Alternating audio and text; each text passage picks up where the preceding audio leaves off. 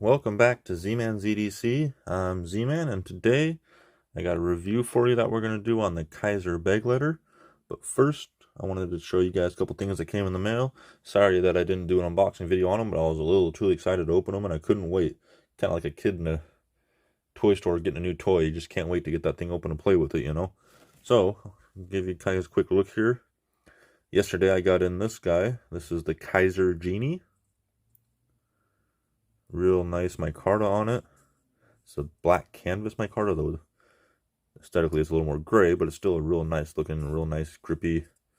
It's real sweet. It's got the deep carry pocket clip, although you can see there's a little bit of a stick up above there, but that's alright. Screws aren't flush, but they're pretty darn close. It's a front flipper. This is an N690. Got that reverse Tonto on there. Real sweet knife, real snappy, good T-tent. Drop shut pretty good. Looking forward to doing a review on this one. This is just a first impressions. I just wanted to share with you guys that it did come in. It's got a solid lockup.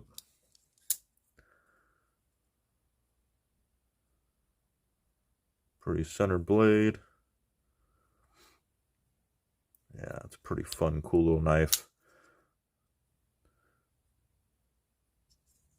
And then I also got in a shirt which has all those blade steels on it from Niche Designs, and it's called the "If You Know You Know" shirt. I'd seen one of these a long time ago. One of the other guys was wearing one, and I've wanted one since, and I finally found out where to get them.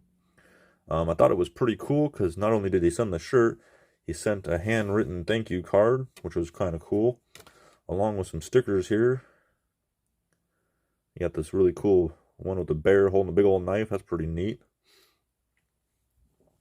You got a sticker with the kind of the same thing with the blade steels on there. So that's kind of cool. And then he's got his logo, his Niche Designs. So that's pretty cool.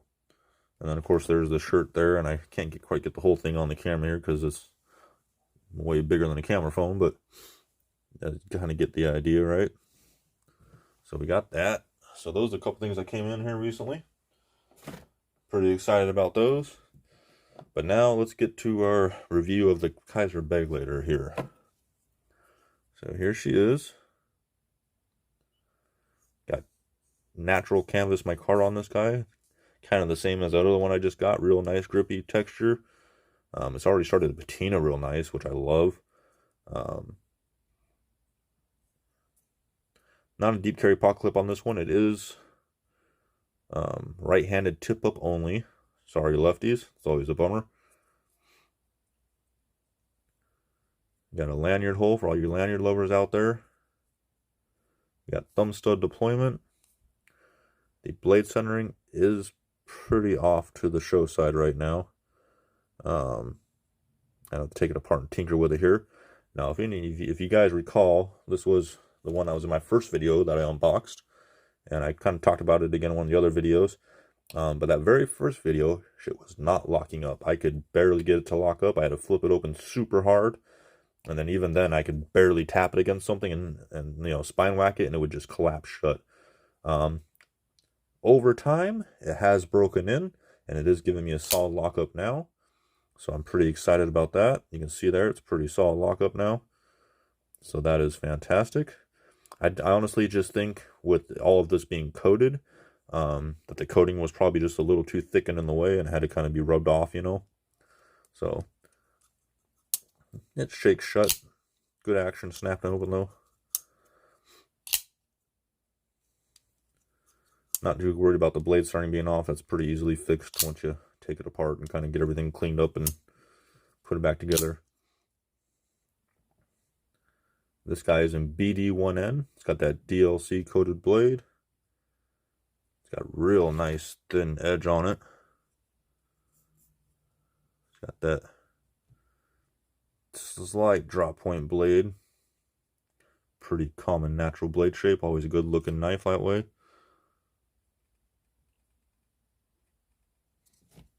And it does have nested steel liners inside, and they are milled out. I don't know if you can see in there or not.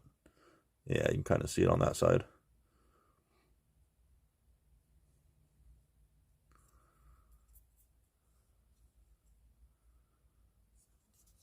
This is a Jens Onzo design.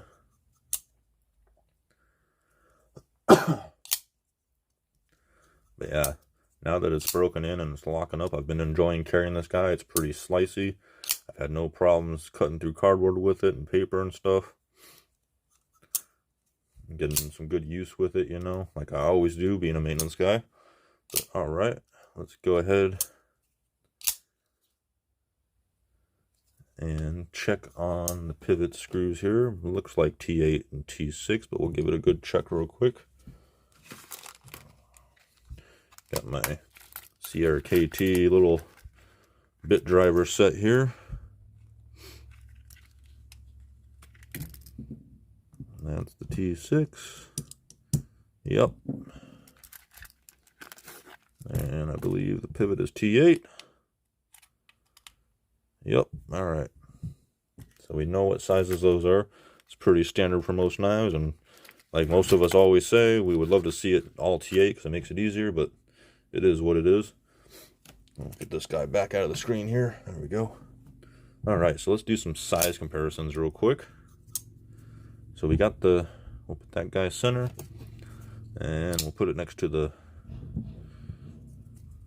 bug out first. So it's definitely a little longer than the bug out. Handle's pretty close to the same. Probably about what, quarter inch, half inch on the handle, and quarter inch. And we probably got about half an inch on the blade there. So it's quite a bit longer overall. Okay. All right, so let's get the PM2 out here. Ooh, that's pretty close in size there. Look at that. That's a pretty good matchup. And the pair of 3. Okay. So we'll get those ones out of the way. I've got a couple more we'll show here. We got the good old Rat 2. That one's got a pretty dirty blade on there. Yeah, sorry about that. You can tell I use it. One of my favorite little beater knives. So Rat 2 is quite a good little bit smaller in the handle and the blade there.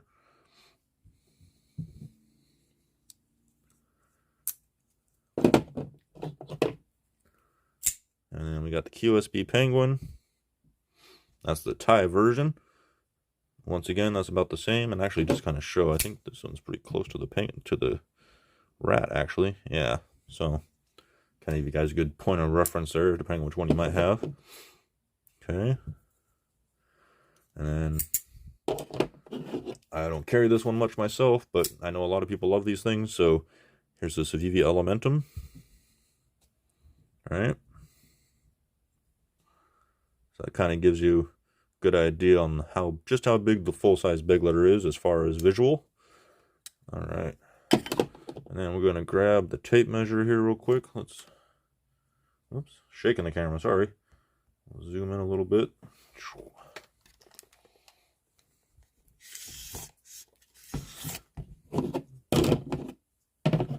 All right, let's see. So we got about just 4 3/4 on the handle, and probably about right under 4 inches on the actual grip length. And then, whoops, I'm bopping it around. There we go. Got about 3 3/4 on the full length of the blade, but the actual cutting edge is probably more like 3.5. So it's got a pretty good lengthy blade on there. All right, and I actually have found out that my wife had a scale in the kitchen, so we're going to borrow that until I get my own. And we'll get a quick weight on this guy. Here we go. And ounces. So it is 2.8 ounces. That's not too heavy. That's not too bad at all. And actually, I could tell you, I mean, it feels great in hand weight wise, but it's always cool to see what the actual weight is. So now we know how heavy that sucker is. So for me, we've gone over all the specs and stuff now. Ergos, it is pretty damn comfy in hand. I barely notice that pocket clip because it's so, I mean, that pocket clip is real low down there. It's real, I mean, you barely notice it at all, if at all. But the ergos are, I mean, it just fits the hand wonderfly. You can see I got plenty of room past the pinky there. Nice solid grip up. There's no jumping up on the spine, which I would prefer personally, but it's not a deal breaker. I still enjoy the knife. The handle itself is so grippy, I don't know that the jimping is absolutely necessary. Action's pretty good. Lockup is broken, nice. It is just a pretty good budget little fantastic micarta BD1N knife, guys. I definitely would recommend this one if you're looking for something in that budget range, and I know a lot of you are. Can't go wrong with it, I would say. And honestly, I think that lockup problem that I had was just probably a slip-up QC thing, and like I said, it broke itself in. I think it was probably just the coating on there affecting it. And I know they have satin versions where you don't have the coating at all that you can always get. And I mean, with it being Kizer, I mean, we all know they got pretty good quality overall most of the time. So, you know, no company like that's going to 100% be perfect all the time, especially a bigger production company. There's going to be QC problems every once in a while. It just is what it is. And if it had been a bigger problem, I would have, you know, got a hold of customer service, but I was a little patient. I kind of worked with the, you know, worked it and flipped it a bunch and wanted to see if it would start to break in at all. And it did, so we're good to go. But that's going to about wrap it up for a review of the Kizer Begleiter for me. I do got a couple more videos coming down the track.